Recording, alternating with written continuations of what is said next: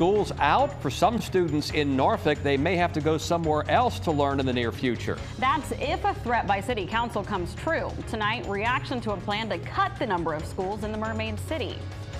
Good evening, and thank you so much for joining us. A lot to cover tonight, but we'll begin with a demand to cut by Norfolk City Council. And the plan could become final in just 5 months. Council wants the school board to figure out a plan by August of this year. The closures would begin a year after that. In all, the cost cutting would include the closure of 10 schools total. 10 of your side's Brett Hall is following developments. He joins us live with the latest. Brett?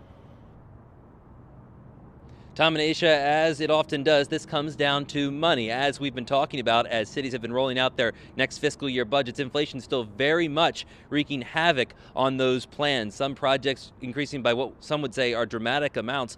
The Maury High School replacement, $150 million in 2019 in estimated cost. Now, $250 million. And the City Council is saying, hey, if we're going to fund this, we need to see the school board stop funding space that isn't being used. Can you hear us now?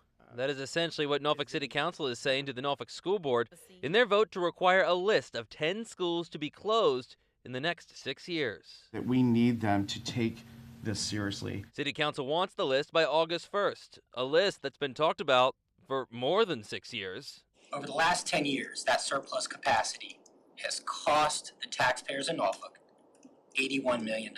According to a 2023 report by Cooperative Strategies, enrollment in Norfolk schools remains on the decline. 2 years earlier, charts were revealed to the school board showing that more than half of the city schools were less than 80% utilized. There's a school or schools in all of our wards that are well under capacity. They're aging schools.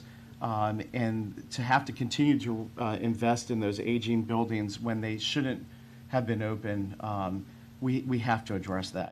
While 4 schools have been shuttered since the start of this decade, City Council has asked on several occasions for a long-term plan to ensure the taxpayers' investment isn't being wasted. But there's been miscommunication that has come out in somewhat of a threatening manner that money will be withheld from our schools if we don't get our act together. The resolution states if the list isn't delivered by August 1st, the City Council could begin deciding what money sent to the district must be used for. Right now, the school board is in control. So you may ask, well, what is the holdup here? Well, according to a current council member, Carlos Clanton, who was on the school board, he said often these decisions are very contentious. No matter what community you go to, people do not like when the word redistricting comes up for their children. However, they all are saying they believe that this will be able to move forward. We did not hear back from school board members specifically today, but I did see in the superintendent's proposed budget that she has outlined plans to shutter schools along the timeline, some of the timeline that Norfolk City Council is proposing.